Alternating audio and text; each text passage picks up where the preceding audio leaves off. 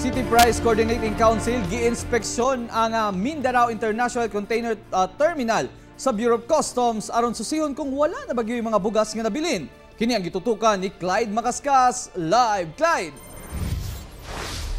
Real ka hinumduman nga mabot sa sobra 220,000 kasako sa bugas ang dugay nga napagawa sa custom sa rason nga congested matud pa ang ilang designated X-ray area ug nga na-alert usab ang maong mga shipment. Gi-welcome sa Bureau of Customs sa Mindanao International Container Terminal kon MICT sa Tagoloan, Misamis Oriental ang City Price Coordinating Council sa Cagayan de Oro City dihang nibisita ug nag-inspeksyon kini sa ilang pasilidad Bernes sa buntag. Kini tungod sa tunay-tuniladang bugas nga natanggong sa MICT nga nadiskubrihan sa NFA ug NBI na ato lamang nakalabay nga semana. It will help us to say in the public that the issues from customs that there is rice hoarding here. So maklaruhan. Kahinumduman nga maabot sa 220,500 kasako sa bugas ang dugay na pagawa sa customs sa rason nga congested matud pa ang ilang designated X-ray area ug naka-alert usab ang maong shipment. Ang clients nagaingon jud nga, ma'am, it took us 14 to 18 days para ma-withdraw.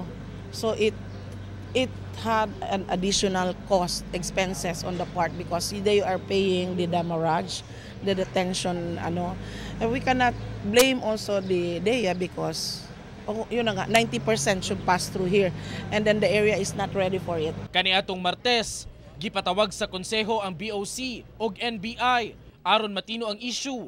Human ni gawas ang balita nga dunay hoarding sa bugas sulod sa BOC. Hinuon, napasabot kini sa Customs ug NBI. Ang pagbisita sa City Price Coordinating Council dinhi sa BOC dili matud pa usa ka pagduda sa ilang operasyon apan usa matud pa kapaagi aron mahibalo ang publiko nga dili gayud tinuod ang issue sa hoarding sa bugas. Na-confirm man sab nato nga hawan na gyud no.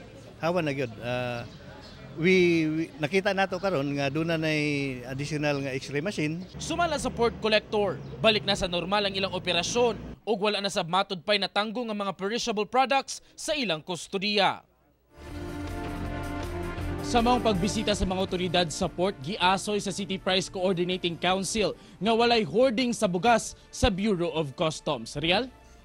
Clyde, napangutana po ba nato sa MICT diya sa Bureau of Customs nga 19 ka adlaw madilatar ang katong shipment sa usa ka negosyante. Unsa may lakang nila ni aron dili na mausab kay basig makulang pod ang supply sa bugas sa Cagayan de Oro City. Yes, Riel, sa tunaingon kagayon no, balik na sa normal ang operasyon sa BOC. Human gipagamit sa ilaha ang usa ka X-ray para sa makadugang ug mapadali ang proseso aning labi na sa mga perishable goods. Riel? Okay, daghang salamat, Clyde Makaskas.